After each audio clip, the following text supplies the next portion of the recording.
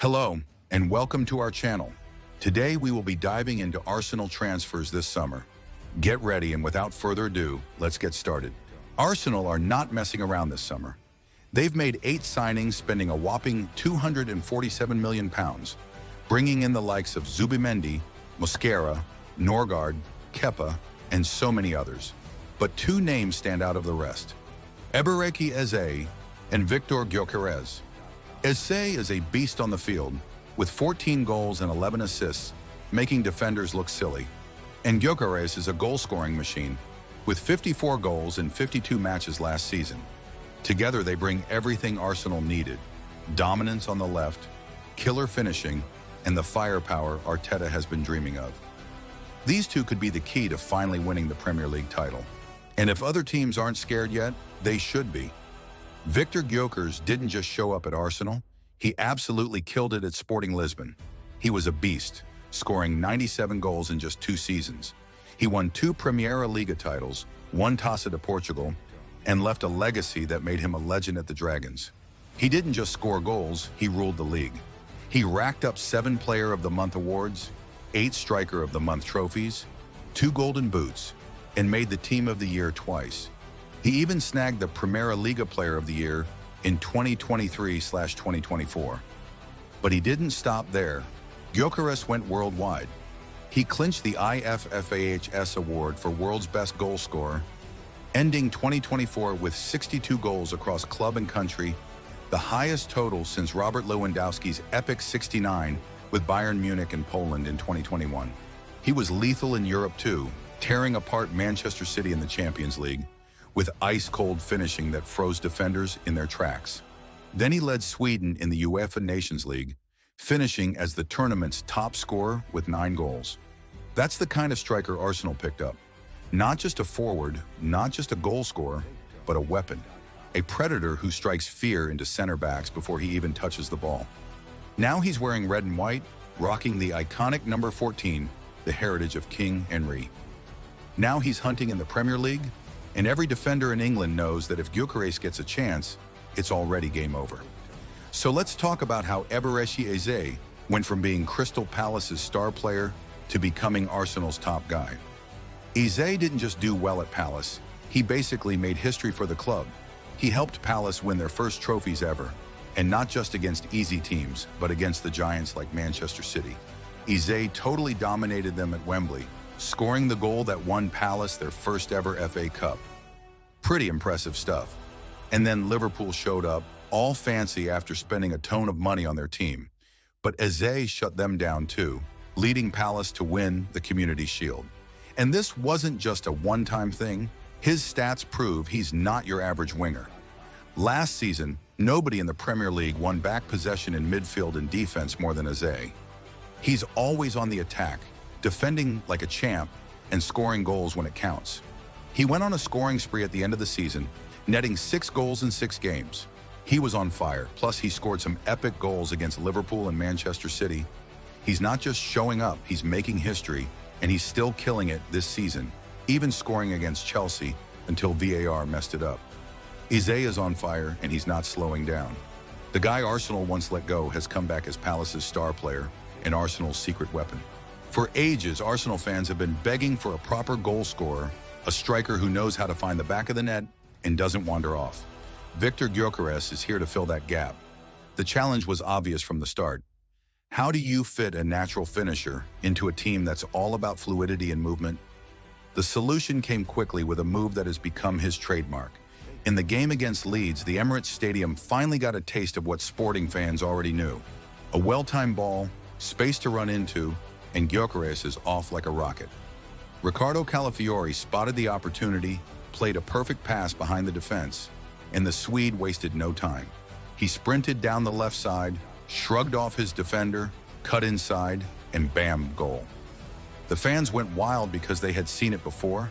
This is Gyokeres' signature move, running quickly through the wide channels, especially on the left side, where his speed and strength make him almost impossible to stop. He forces defenders into one-on-one battles that they usually lose, often finishing with a goal on his right foot at the near post. This has been a consistent pattern throughout his career. Gyokeres moves wide, isolates a defender, and scores with a finish that seems inevitable. But the important thing is that this isn't just his signature move, it also addresses a weakness in Arsenal's attack. Last season, most of their play went through Bukayo Saka on the right, making them easy to predict. But with Gyokeres on the left, the team suddenly has a new threat. Defenders can't focus solely on Saka anymore without leaving themselves vulnerable to Gyokeres. His impact is already evident in the stats. He made 27 runs behind the defensive line this season, more than any other player in the Premier League. This led to his first goal for Arsenal, with more to come. Gyokeres doesn't just score goals, he also stretches the pitch, provides an outlet when the team is under pressure, and adds a vertical threat that Arsenal was lacking. He's not just another forward in Arteta's system, he's the missing piece Arsenal needed. Viktor Gyokeres isn't just strong and clinical, he's relentless. Last season alone, he made 85 sprints behind the defensive line, each one at speeds of over 25 kilometers per hour. To put it simply, he's got 24 more than the guy who led the Premier League in that stat last season. Nicholas Jackson. It's clear he's obsessed with breaking lines. The big question was always whether he could adapt to Arsenal's style of play. At his previous club, Gyokeres did well against teams that left gaps in their defense. But Arsenal's opponents usually sit back and defend, making it tougher to find space. Can a speedy player like Gyokeres survive in this kind of setup? It's still too early to say for sure, but there are already signs of how Arsenal might use him. Other players like Martinelli and Havertz have their own styles, but Gyokeres is always on the move. Arsenal is still figuring out how to play to his strengths. Even Arteta has acknowledged this. We need to make an effort to connect with him because, honestly, most of Gyokeres' runs have been ignored so far. He's often left alone up front with little support from the midfield. That connection needs to improve. Picture Odegaard and Eze as a dynamic duo in midfield, both pushing the game forward and causing chaos. It's not just balance, it's a threat. And the best part is the flexibility. Eze can play out wide on the left, cutting in to upgrade Trossard's role, or even as a false nine when we need more technical play. Each role brings out a different side of Arsenal, giving Arteta new options he didn't have before. Did Arsenal really need Eze? Maybe not exactly, but his arrival definitely brings more to the table. It's not just about adding depth, it's about raising the bar. Eze gives Arsenal that element of surprise, that extra weapon for any situation, and that's how you win titles. Arsenal didn't go after Eberechi Eze just for his fancy footwork. They went after him because he's the guy who shines in the big moments. In the 2024-25 season, the 27-year-old scored 14 goals and made 12 assists for Crystal Palace. And it's not just about the numbers. It's about when those goals were scored, like the ones against Manchester City and Tottenham, or even against Arsenal themselves. Eze doesn't just perform in the easy games, he's a game changer when it really matters. He's the kind of player who makes history, who steps up when the pressure is on. That's why Arsenal wanted him, for those crucial moments when one goal can make all the difference. Eze isn't limited to one spot on the field. He thrives on freedom, moving around the final third to keep defenders on their toes. In the 2024-2025 heat map, it's clear that Eze is all over the place on the field. He's constantly moving inside, cutting diagonally, and launching attacks from unexpected areas. It may look chaotic, but it's actually all part of a calculated plan to pull defenders out of position and create opportunities for his teammates. This versatility is what makes him such a great partner for Viktor Gyokeres.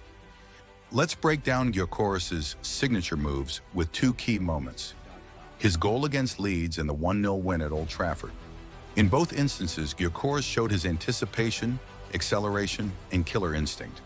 This left corridor is his domain, and he knows how to make the most of it. And with Eze adding even more chaos to the mix, Arsenal's opponents better watch out. He really enjoys carrying the ball, dodging past defenders, and putting pressure on them to make tough choices. This causes the defenders to leave their positions, giving Gyokeres the chance to go one-on-one with the goalkeeper instead of being surrounded. With his skills and killer instinct, this is a nightmare for the defense. It's also fixing a problem Arsenal had last season. They didn't attack much from the left side, making their game easy to predict. Now with Eze and Gyokeres, That problem is solved. The left side is now active, dangerous, and effective.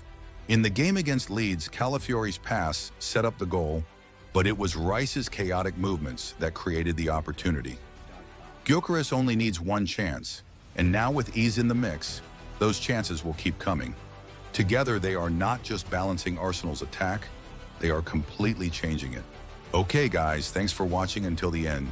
And don't forget to hit that like button, leave a comment below, share this video with your friends, and subscribe for new videos like this.